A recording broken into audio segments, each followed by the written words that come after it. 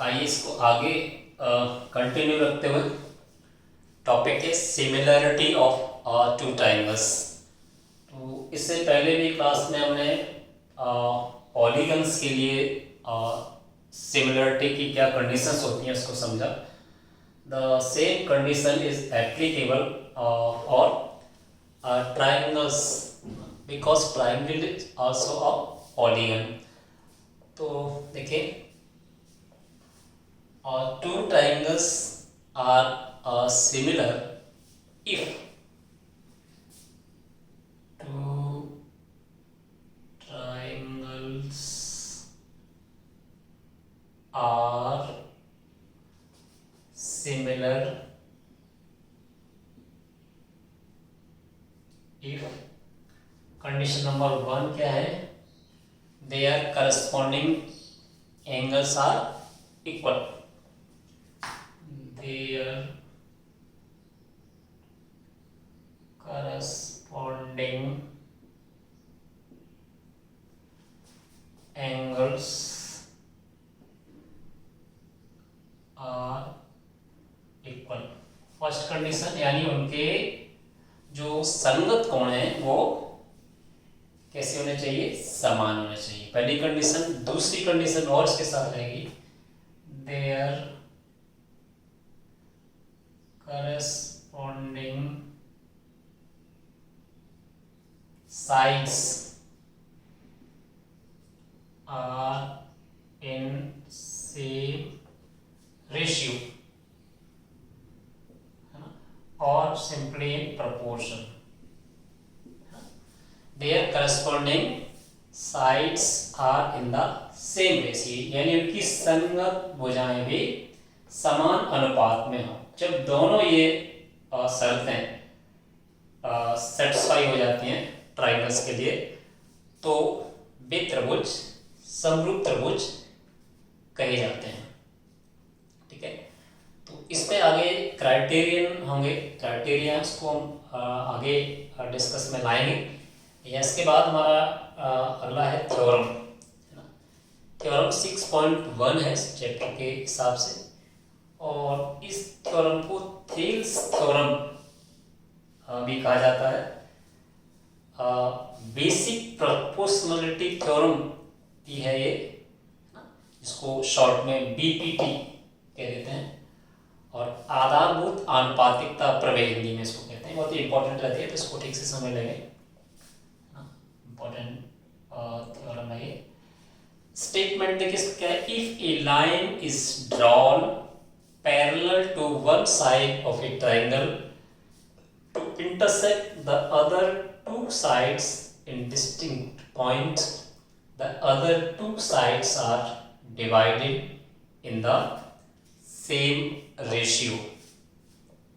इसी स्टेटमेंट को, वाक्य को हम हिंदी में भी ऐसे कह सकते हैं, किसी त्रिभुज की एक भुजा के समांतर खींची गई रेखा उस त्रिभुज की अन्य दो भुजाओं को जिन दो बिंदुओं पर काटती है वे बिंदु उन दोनों भुजाओं को समान अनुपात में विभाजित करते हैं। इसको हमें प्रूव करना है। तो देखिए एक ट्राइंगल बना करके हम इसको प्रूव करेंगे। तो ट्राइंगल की मैं यहाँ तो ट्राइंगल यहाँ बना दे रहा हूँ। ट्राइंगल है ये,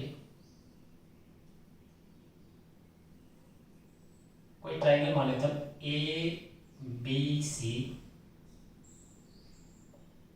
ठीक है, और कोई भुजा है जिसको हमने कह दिया डी, जिसकी पैरेलल है बीसी। ठीक है, तो हम देखिए एक एक इसमें एक एक हेडिंग्स में लेकर इसको प्रूव करेंगे। पहले गिवन है ना,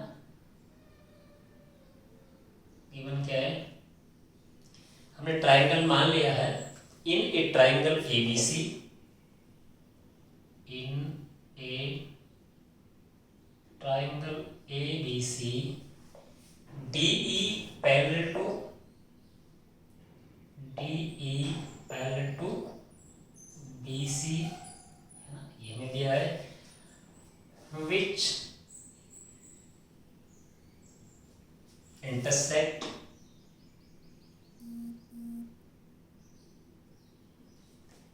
AB and AC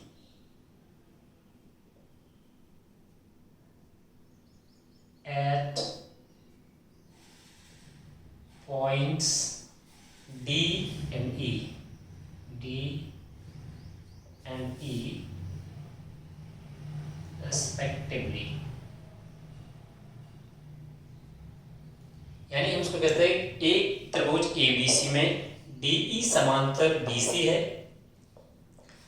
जो कि AB और AC भुजाओं को क्रमशः D और E बिंदुओं पर प्रतिच्छेद करती है ना। टू प्रूव, इसमें हमें सिद्ध क्या करना है,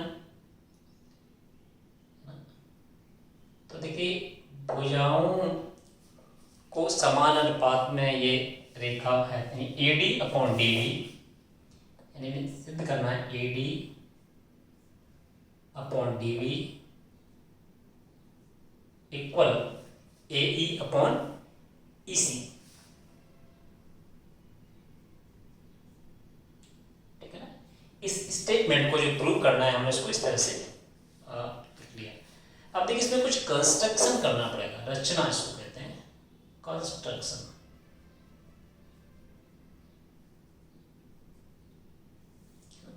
इसको हम हिंदी में रचना कहते हैं। इसमें देखिए BE इसको मिला देते हैं, BE और DC को ज्वाइन कर दीजिए,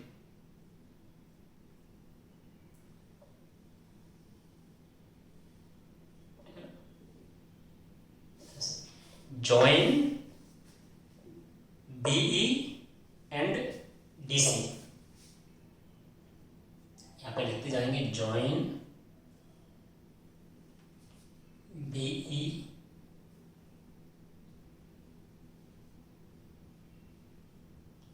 एंड DC, और साथ साथ एक और करेंगे, इसमें परपेंडिकुलर भी हमें यहां से देखिए E से एक परपेंडिकुलर ड्रॉ करना है, इसको EN कह दीजिए, EN कह सकते हैं इसको N, और एक और यहां से परपेंडिकुलर ड्रॉ कर दीजिए,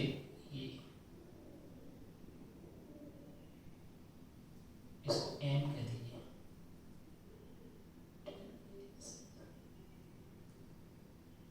परपेंडिकुलर, ठीक है। इसी में कर देंगे and draw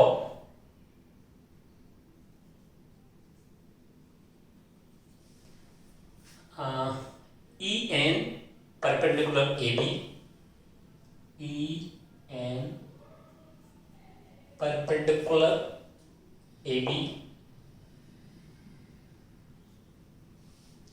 and DM perpendicular AC, DM perpendicular AC। यानी हमने कंस्ट्रक्शन में क्या कर दिया, हमने BE और DC को मिलाया तथा EN AB पर लंब खींचा और DM AC पर लंब खींचा, परपेंडिकुलर 90 डिग्री है ना। ये हमने रचना में अलग से किया है कंस्ट्रक्शन में, है ना, अपने रिजल्ट तक पहुंचने के लिए। तो कंस्ट्रक्शन की हेडिंग हमने डाली। अब इसका जो मेन पार्ट है प्रूफ, इसको करना है, देखिए proof.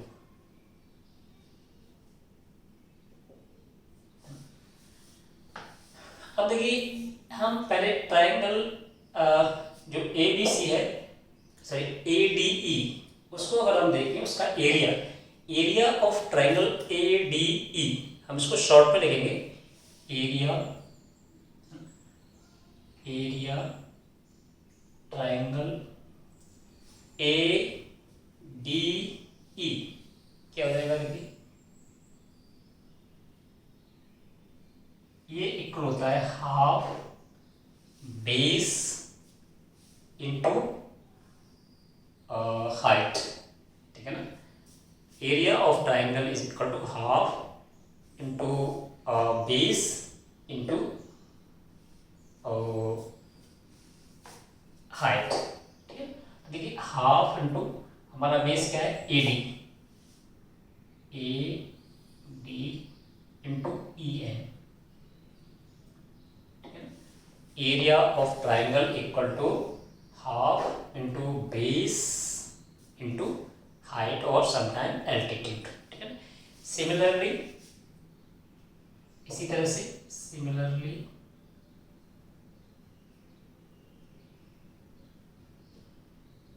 Area of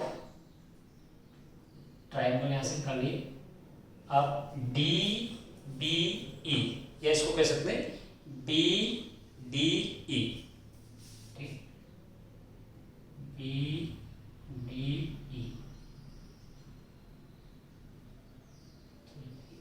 area of triangle B D E क्या हो जाएगा, देखिए ये बेस हमारा ये रहेगा, ठीक है, बेस हमारा ये बी डी हो जाएगा, लेकिन एल्टीट्यूड हमारा ई एन है, यानी हाफ इंटू बेस है B D into E N, ठीक है। आप चाहे तो यहाँ पर इसको एरिया ट्राइंगल नहीं भी शो करेंगे तब भी वो, या चलिए दोनों में एरिया, ठीक है, area of triangle B D हमारा ये है। इसी तरह से area of triangle A D E, also देखिए also area of triangle A D E equal क्या हो जाएगा, हाफ इंटू, अगर हम बेस इधर करेंगे A E multiplied by D N, इसी तरह से and area of triangle D C E या डी ई सी, जो भी area of triangle D E C हो जाएगा half into E C into D M, ठीक है, इस तरह से हम ये निकाल सकते हैं, ठीक है। अब देखिए area of triangle A D E और ये नाउ देखिए area of triangle A D E divided by area of triangle B D E को देखिए जरा, यहाँ से अगर हम करें half into A D into E N divided by half into B D into E N, so यहाँ से ये कैंसिल हो जाएगा और इस तरह से बचेगा हमारा A D upon B D, और इसको हम इक्वेशन नंबर फर्स्ट में हमने area of this divided by area of this करके हमने एक भुजाओं के उसके रूप में आ गया, ठीक है ना। इसी तरह से हम ये भी निकाल सकते, देखिए एंड ऑल्सो ये वाला हमने अभी क्या लिया था, इनको लेकर के यहाँ तक लिया area of triangle A D E, देखिए A D E divided by area of triangle D E C कर सकते हैं, इक्वल टू क्या हो जाएगा, ये half into A E into D M divided by half into E C into D M, और यहाँ से ये भी कैंसिल हो रहा है और हमें मिल रहा है ए ई डिवाइडेड बाई ई सी, इसको आप इक्वेशन नंबर 2 भी कह सकते हैं, ठीक है ना। अब देखिए यहाँ से हम area of triangle B D E है ना, एरिया ऑफ ट्राइंगल बी या ट्राइंगल ये देखिए बी डी ई और डी बी डी ई और दूसरा है बी ई सी, है ना, इनको देखिए D E C sorry D E D और डी ई सी को देखिए, है ना, यहाँ से but area of triangle B D E equal area of triangle D E C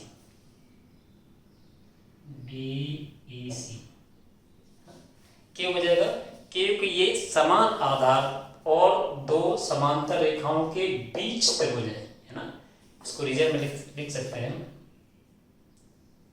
triangles with same base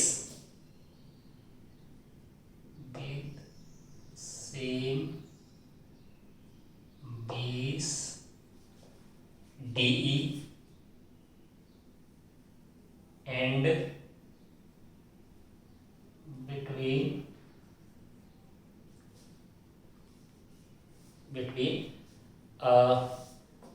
same parallels, है ना, between a same parallel between same parallels DE and BC, है ना, यानी एक तरह से समान समांतरों तथा एक ही आधार के बीच में बने त्रिभुजों के क्षेत्रफल बराबर होते हैं। यानी एक ही आधार तथा समान समांतर रेखाओं के मध्य त्रिभुजों के क्षेत्रफल समान होते हैं। ठीक है, तो ये हम एक रीजन दे देंगे। इसको क्वेश्चन नंबर 3 भी कह सकते हो, ठीक है ना। अब देखिए क्वेश्चन नंबर 3 क्या हुआ, ये जो पार्ट है ना, ये और ये फर्स्ट और सेकंड में जो डिनोमिनेटर में है BDE और DEC, ये दोनों क्या हो जाएंगे, इक्वल हो जाएंगे। ठीक है ना, जिससे हमारा लेफ्ट साइड बराबर हो जाएगा। तो इसको जॉइंटली कह सकते हैं from equation number first, second and third we get AD upon BD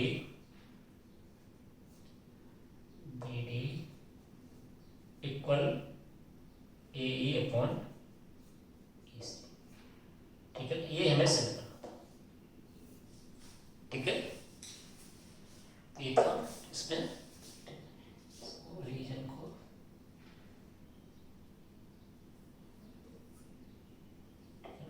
क्या एक ही आधार